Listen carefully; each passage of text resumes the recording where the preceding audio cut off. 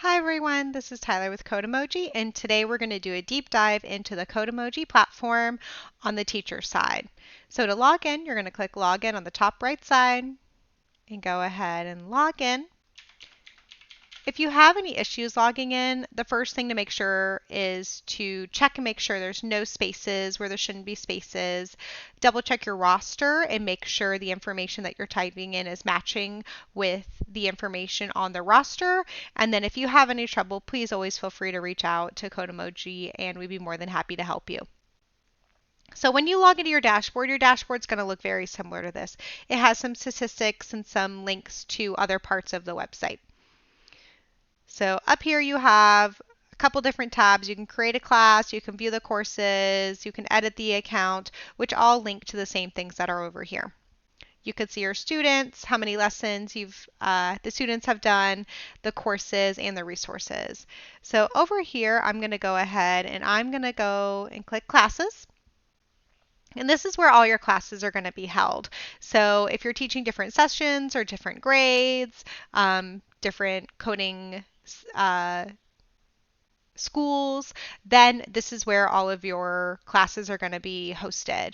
So I'm going to go ahead and I'm going to show you everything on test lesson for today. So to go to the class and to see the students, you're going to go ahead and click on the class that you would like to see.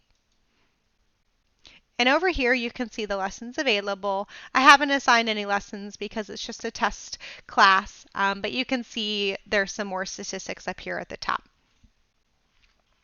If you scroll down, you can see quite a bit of information. Okay?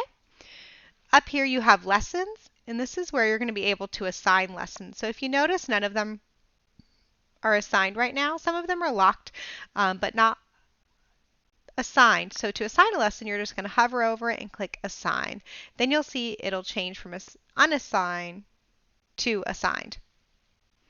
You can also filter lessons by the type of language, HTML, CSS, JavaScript, things like that. And you can also filter by difficulty over here. If we continue, you can go ahead and click Students. Students will show you which students are in your class. As you can see right now, Olga is logged in somewhere, but she's probably not doing a lesson because then it would show green. All the black dots are going to be offline. This is where you can also change a student's password if they're having issues logging in. You can see their username, you can click the student, and you can see data about that student. You can see which lessons they've done.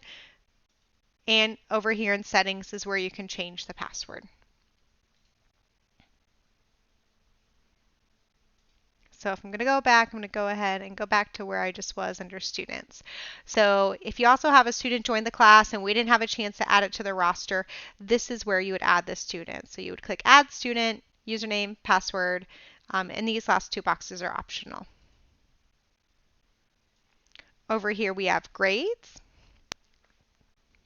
and you can click through. The test lesson has not really been used all that much, so there's only a little bit of information here, but you can see that the lesson was completed here with Ian, and Olga's done one lesson, and the black boxes means the lessons have not been completed.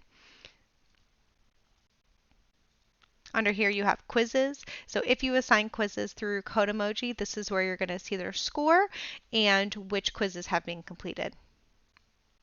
Under Guru, there's nothing too much to look at right now, but always check back.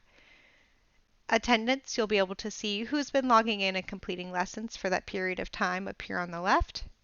And settings is where you can change the settings for your account. Over here on courses, it's very similar to what we looked at earlier, but this is just so that you can see the course versus assigning them.